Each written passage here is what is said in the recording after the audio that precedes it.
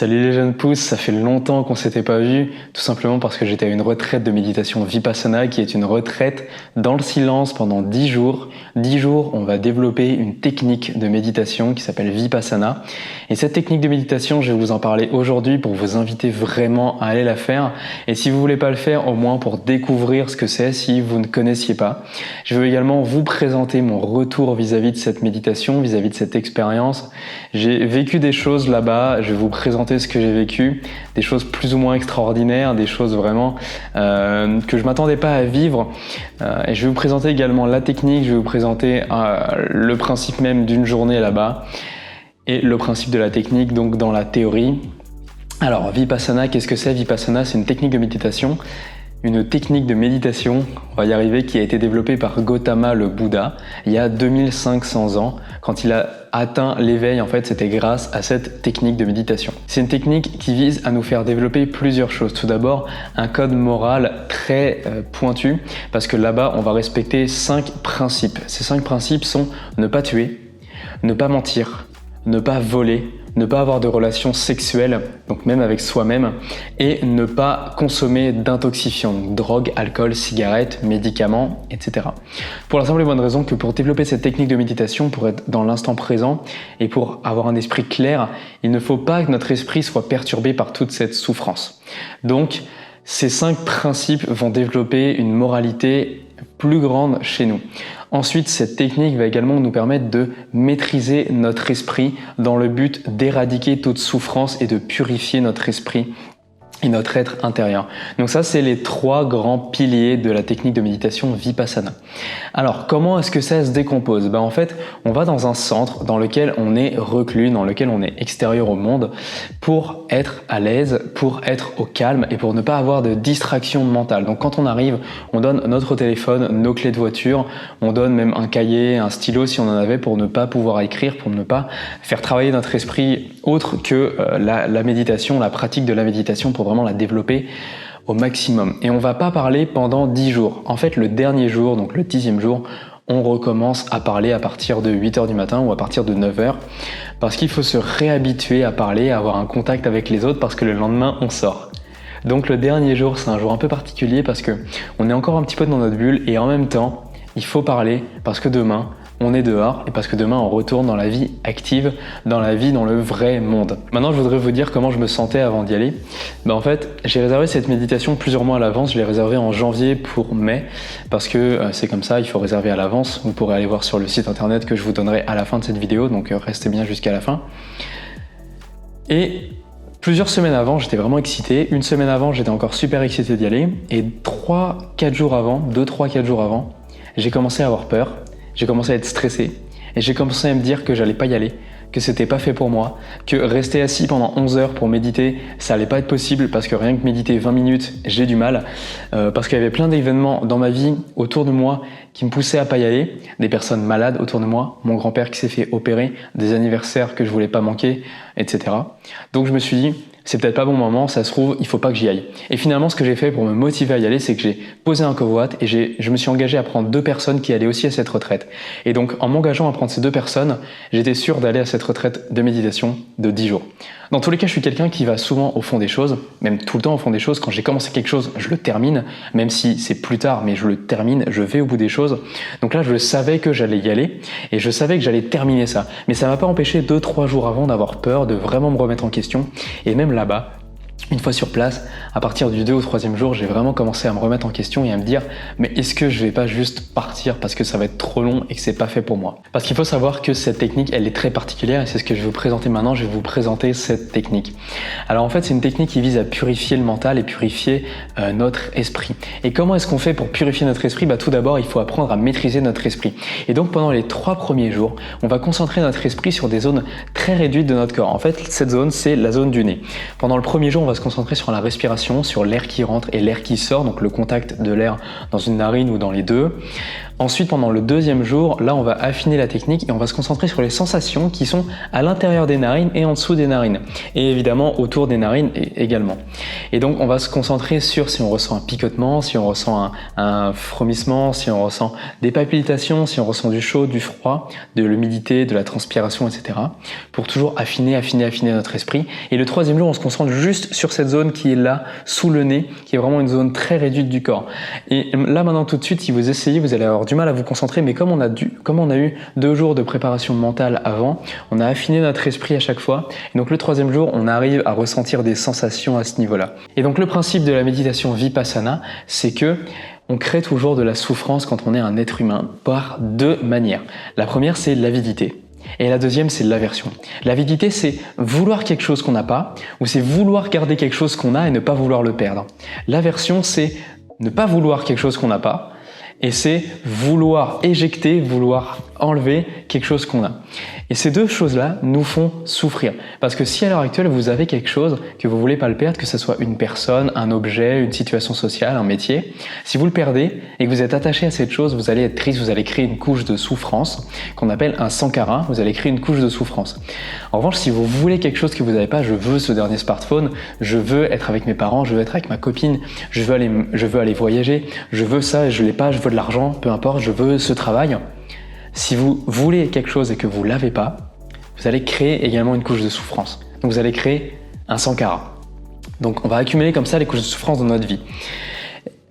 À l'inverse, l'inversion, c'est j'ai quelque chose et j'en voudrais plus. Par exemple, j'ai cette personne dans ma vie qui m'énerve, j'ai un boss qui me saoule, j'ai cet objet que j'aime pas, j'ai telle condition physique, j'ai le poids que j'ai, je voudrais le perdre et j'en fais tout un drame, je me concentre toujours dessus et donc je souffre. Je souffre parce que j'ai de l'aversion vis-à-vis de ça. Ou alors, je veux que quelque chose reste loin de moi et à ce moment-là, je vais également créer de la souffrance si cette chose vient vers moi. Par exemple, je veux pas que cette personne vienne me parler dans la rue. Si elle vient me parler et que je m'attache à ça, au fait de ne pas vouloir que cette personne vienne me parler, je vais créer une couche de souffrance supplémentaire, donc je vais créer des sankaras. Et ces sankaras, ces couches de souffrance qu'on accumule, on va les enfouir. Certaines vont être très profondes, certaines vont être plus superficielles, mais elles vont être au fond de nous, elles vont être très très très enfouies. Et cette technique de méditation va nous faire prendre conscience que dans la vie, les choses arrivent et les choses disparaissent. Les choses arrivent et les choses disparaissent. Et comment on prend conscience de ça? En se concentrant sur les sensations qui sont sur notre corps, sur notre peau, dans notre nez. On se rend compte que toutes les sensations qu'on a, de souffrance, de douleur, de joie, de picotement, de pulsation, de chaud, de transpiration, toutes ces sensations, si on réfléchit, si on se concentre dessus, on voit qu'elles apparaissent. Puis, à un moment donné, elles disparaissent. Donc tout est changement dans la vie et donc il ne faut pas s'attacher aux choses. Et donc on va développer notre équanimité. Le fait de ne pas s'attacher aux choses ni en bien ni en mal, on va développer notre équanimité. L'équanimité par rapport à la situation. Ça ne veut pas dire qu'on va pas être ambitieux, ça ne veut pas dire qu'on ne peut pas vouloir quelque chose vraiment fortement. Par exemple, je veux acheter une maison, je veux réussir sur YouTube, je veux avoir ce travail-là, mais ne pas s'attacher aux résultats et accepter, donner tout ce qu'on a, donner tout ce qu'on peut faire, mais une fois qu'on a le résultat, ne pas en faire tout un drame. On n'a pas ce qu'on veut, tant pis. On a ce qu'on veut, c'est très bien, mais je ne vais pas continuer d'y repenser toute la journée parce que ça peut changer. Ça va changer. Donc si je continue à avoir cette pensée, je suis tellement content d'avoir ce truc et que demain je l'ai plus, je vais avoir créé de l'attachement et donc je vais souffrir. Donc c'est vraiment ça le principe de la technique de la méditation. Et donc le 4e jour, on apprend la technique. Et donc la technique en fait c'est un balayage corporel donc qui suit un certain ordre bien précis, donc ça part du nez, les bras, ensuite le torse, le dos, les fesses, les jambes jusqu'aux pieds et ensuite le 5e jour on apprend que ça va également dans l'autre sens ou alors c'est le 6e jour je sais plus et donc chaque jour comme ça on progresse dans la technique, on apprend à chaque fois un petit peu plus de la technique. Alors maintenant comment se décompose une journée? Le matin on se lève entre 4h, 4h30 et la première méditation elle est à 4h30, elle dure 2 heures, ensuite on mange, ensuite on a encore de la méditation pendant 2 heures, donc 9 heures, pendant 3 heures, donc de 8h à 9h qui est obligatoire et de 9h à 11h. Ensuite, on mange encore, donc ça c'est vraiment 2 périodes que j'adorais quand on mangeait. L'après-midi est assez longue parce qu'il y a 1h30, puis 1 heure obligatoire, puis 1h30, puis il y a un goûter. avec des fruits pour les nouveaux et juste de l'eau citronnée pour les anciens. Comme ça, ils n'ont rien dans leur ventre, ça leur permet de mieux méditer. Donc de 17h à 18h, ensuite de 18 à 19, 1 heure de méditation. Et là, un de mes moments préférés, c'était le discours du soir de 19h à 20h30.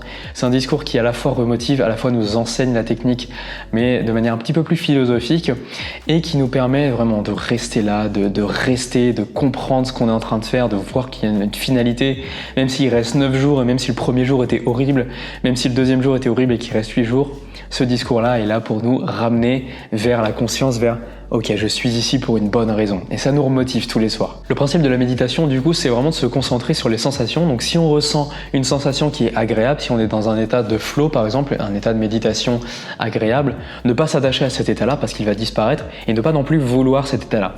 En revanche, si on a des douleurs, si on a mal aux fesses, si on a une douleur qui arrive dans le dos, ne pas s'attacher à cette douleur, ne pas concentrer toute notre attention dessus parce que c'est comme toutes les sensations, elle va disparaître. Et d'ailleurs, vous vous en rendrez compte si vous le faites, c'est la meilleure manière de se rendre compte des choses, c'est de l'expérimenter. Les douleurs disparaissent. Si vous souffrez à l'heure actuelle, si vous avez des douleurs, si vous souffrez dans votre vie, allez faire Vipassana. Ça va tellement vous aider. Ce qu'on apprend également dans cette technique, dans ce centre de méditation pendant 10 jours, c'est qu'il n'y a rien de mieux que l'expérience pour développer quelque chose. En fait, il ne faut pas que l'expérience, il faut 3 choses. Il faut avoir lu quelque chose, ou en tout cas avoir entendu parler de quelque chose et avoir appris quelque chose. Il faut avoir compris quelque chose et il faut avoir expérimenté cette chose. Donc là, je vous parle de Vipassana. Donc vous avez la première chose. Vous pouvez comprendre ce que c'est, vous pouvez comprendre le bienfait que ça peut vous donner de faire Vipassana. Mais vraiment pour comprendre Vipassana et pour comprendre toutes ces choses dans la vie, il faut l'expérimenter. Donc vraiment, allez expérimenter Vipassana, allez expérimenter cette méditation et j'espère qu'à la fin de la vidéo, vous aurez envie d'y aller. C'est un petit peu comme nager. Si vous apprenez à nager, mais de la théorie, par exemple, il faut faire comme ça avec les bras, ok, vous avez appris. Si vous voyez des gens nager, vous comprenez comment ils font. Mais tant que vous-même, vous n'êtes pas allé dans l'eau et que vous n'avez pas essayé de nager, vous ne saurez pas nager. Donc voilà, c'est vraiment ce principe-là que je veux vous faire comprendre. Et qu'on apprend d'ailleurs là-bas, qu'on nous répète qu'il faut expérimenter. Maintenant, je vais vous partager mon expérience là-bas et mes expériences de méditation pendant ces 10 jours pour peut-être vous donner envie d'y aller, peut-être vous donner envie de ressentir la même chose, mais sans créer de l'avidité vis-à-vis de ces sensations. Alors, si vous êtes sur cette chaîne YouTube depuis un certain temps, et si c'est pas le cas, je vous invite à vous abonner pour ne rater aucune des prochaines vidéos qui vont sortir. Vous savez qu'à un moment donné, je m'étais lancé un défi de 30 jours de méditation et finalement, j'avais tellement aimé la méditation, enfin je pratiquais déjà avant, mais j'avais tellement aimé que j'avais prolongé jusqu'à plus de 70 jours de méditation consécutive, matin et soir, ou juste le matin, ou juste le soir. Et à un moment donné, j'ai arrêté et j'ai perdu ce sens de la méditation. C'est ça qui m'avait donné encore plus le doute aussi d'y aller. Et finalement là-bas, on médite entre 10 heures et 11 heures par jour. Et donc, les 3 premiers jours, c'est très dur. Honnêtement, les 3 premiers jours, c'est assez dur parce que notre corps n'est pas habitué à rester assis aussi longtemps en tailleur. On n'est pas habitué à rester concentré sur nos sensations que ça. Du coup, notre esprit s'en va, on est fatigué. La fatigue, ça peut être dû à notre esprit qui se dit « Waouh, non, j'ai pas du tout envie que tu fasses ça, donc je vais te faire rêver, je vais te donner un état de fatigue. » Donc, il faut lutter contre la fatigue, il faut pas hésiter à se lever, à aller marcher, c'est ce que je faisais. Les 3 premiers jours, ça a été dur, ce qui vient que à la fin du 2e jour, je pensais que j'allais partir. Je me disais « Purée, mais je peux pas rester là, c'est pas pour moi, je vais partir. » Et finalement, je me suis accroché, je savais que j'allais aller jusqu'au bout, je savais que je voulais aller jusqu'au bout. Je regretterais d'être parti parce qu'il faudrait que j'attende encore super longtemps pour le refaire. Et en plus de ça, il faut faire une lettre de motivation si on est parti en plein milieu, etc. Donc, je savais que j'allais rester, mais j'ai eu envie de partir. Et finalement, le 4e jour, quand on apprend la technique, là, c'est génial. On apprend la technique et on commence à balayer notre corps et les 3 premiers jours, on commence à comprendre pourquoi on a dû affuser notre esprit et là, on commence à ressentir des choses. Alors, je ressentais pas énormément de choses, mais on commence à être bien, on commence à avoir des bienfaits de la méditation, même si c'est encore dur parce que notre mental, il n'est pas habitué. Et finalement, je dirais qu'à partir du 6e et du 7e jour, là, ça devient vraiment plaisant et on n'a qu'une envie, limite, c'est d'être pendant l'heure de méditation obligatoire parce que tout le monde est là. Et comme tout le monde est là, ça motive encore plus et donc on fait les meilleures séances de méditation quand tout le monde est dans la salle. En tout cas, c'est mon expérience. J'ai fait des très bonnes séances quand tout le monde était là. Et il y a 3 séances obligatoires de 1 heure par jour, 3 heures par jour obligatoires. Tout le reste, c'est pas obligatoire, vous pouvez aller dormir, mais franchement, ça n'a aucun intérêt. Vous pouvez par contre le faire dans votre lit, vous pouvez vous allonger de temps en temps, vous remettre sur votre chaise. Donc dans votre chambre, ça peut être sympa. Moi, personnellement, je préférais être au centre, je préférais être dans le hall, parce que du coup, il y a du monde, on est obligé d'être là. Si on est fatigué, on va marcher, mais on revient, ça motive. Mais voilà, faites comme vous voulez si des fois vous y allez. Et donc le jour 9, en fait, c'est le dernier jour où on peut vraiment travailler pour de vrai, parce que le 10e jour, vu qu'on commence à parler avec les gens, notre esprit va fatalement être distrait à nouveau.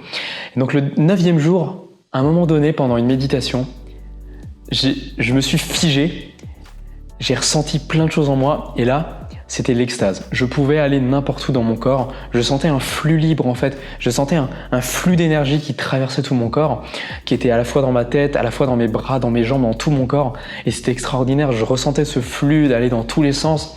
J'arrivais à sentir à l'intérieur de moi. J'arrivais à aller où je voulais dans mon corps. Et à un moment donné, il y a une grande douleur dans mon dos qui est apparue.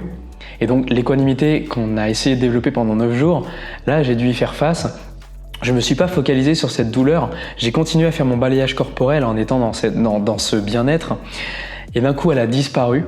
Et alors là c'était encore mieux parce que du coup la douleur s'en allait, je me sentais encore mieux. Mais il fallait pas que je reste attaché à cette sensation de bien-être, et donc à un moment donné elle a fini par disparaître et je m'y étais pas attaché, donc ça s'est plutôt bien passé.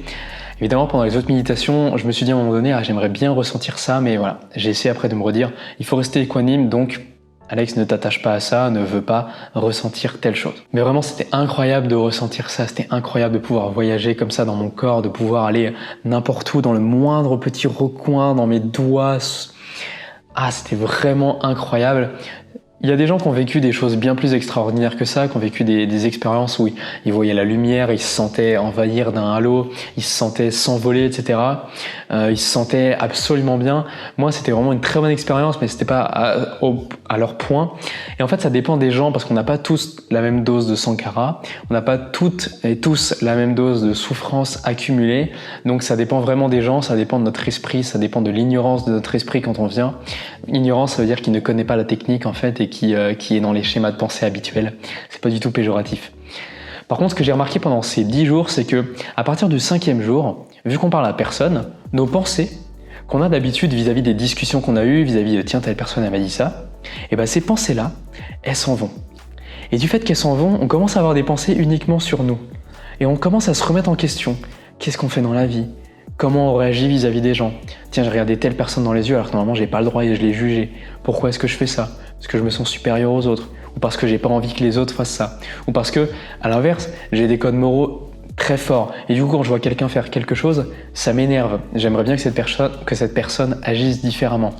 Et donc, on commence à se remettre en question comme ça, et c'est un gros travail de développement personnel également, qui est vraiment très appréciable pendant ces 10 jours. Mais vraiment pendant ces 2 derniers jours, donc le jour 9 et le jour 10, c'est là où j'ai expérimenté le plus de choses, c'est là où j'ai expérimenté des sensations extraordinaires, que j'ai eu du mal à réexpérimenter maintenant, même si j'en suis pas très loin.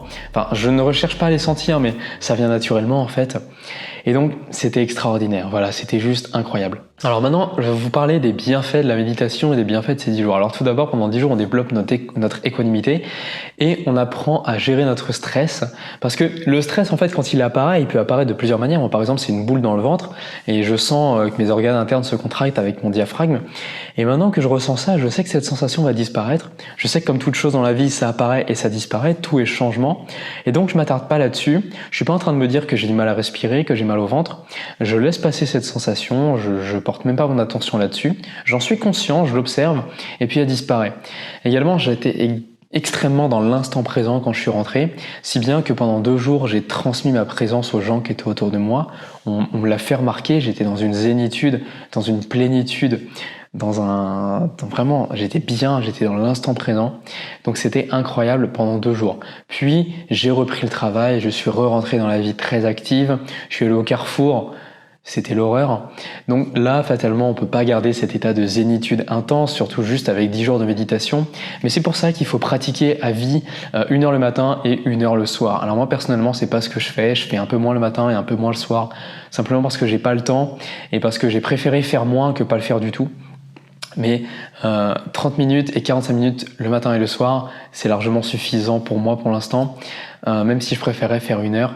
Ça va, on va dire. Je préférais faire 1 heure, mais ça va. Et donc cette expérience me donne des clés, va vous donner des clés également dans la vie de tous les jours, à apprendre à faire les choses un peu plus lentement, ne pas être stressé. Si vous ressentez une émotion, si vous ressentez une envie, tiens, j'ai envie d'aller manger du pain, j'ai envie d'aller manger tel truc, vous pouvez vous dire que tout simplement c'est une sensation et que cette sensation va disparaître. Si vous attendez suffisamment longtemps, cette sensation va disparaître. Maintenant, comment est-ce qu'on fait pour participer à un cours de Vipassana? Alors tout simplement, vous pouvez taper dans Google Vipassana retraite ou alors vous pouvez aller sur le site dhamma.org, donc c'est DA2MA.org. Il y a le lien dans la description, si je pense à le mettre, je vais vraiment me bouger les fesses pour le mettre parce que souvent j'oublie de mettre les liens. Vous arrivez dessus, vous pouvez trouver un centre qui est pas trop loin de chez vous. Il y en a plusieurs en France, il y en a un en Belgique, il y en a à peu près partout dans le monde. Il y en a en Afrique du Sud, parce que j'ai rencontré un mec d'Afrique du Sud là-bas. Il y en a en Asie, il y en a aux États-Unis, il y en a en Amérique du Sud. Donc si vous êtes partout dans le monde, en fait, peu importe où vous êtes, vous pouvez trouver un centre pas trop loin de chez vous. Il faut vous inscrire souvent assez tôt et vous y allez pour 10 jours. C'est totalement gratuit. C'est totalement gratuit. Le linge, la nourriture, les travaux qui sont faits là-bas, tout ce qui vous est donné là-bas, la nourriture, la boisson, enfin le lait, etc. Tout ça est gratuit et vient en fait des dons des anciens étudiants. Donc tout ce que vous avez à faire quand vous partez, c'est de donner en fonction de vos ressentis, en fonction de votre budget, en fonction de vos possibilités, de vos capacités d'argent tout simplement. Vous prenez pas la tête, vous donnez en fonction de ce que vous avez, de ce que vous pouvez. Vous pouvez vous demander combien vous avez coûté et donner un peu plus. Vous pouvez vous demander combien vous avez coûté et donner juste ça ou donner moins, peu importe. En tout cas là-bas, moi j'ai plutôt bien mangé. J'ai eu la chance que ça soit en Belgique, il y avait du beurre de cacahuète, du tahini, c'était exceptionnel, c'était trop bon. Donc voilà.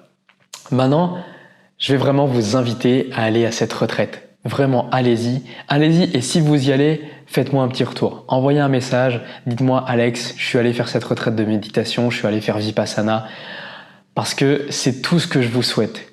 J'espère qu'à travers cette vidéo, j'espère que j'ai encore cette présence parce qu'on est quand même plusieurs jours après, j'espère qu'à travers cette vidéo, je peux vous transmettre la zénitude dans laquelle je suis, je peux vous transmettre ma présence et je peux vous transmettre cette envie d'aller expérimenter ce que vous pouvez voir en moi, à savoir une présence, à savoir pas un esprit agité.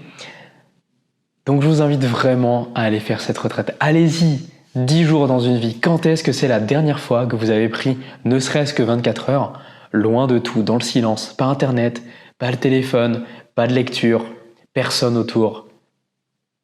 Alors 10 jours, donc 9 jours, ok, on parle le dernier jour, mais 10 jours, c'est extraordinaire. Ça va changer ma vie. Je pense honnêtement que je referai une retraite comme ça.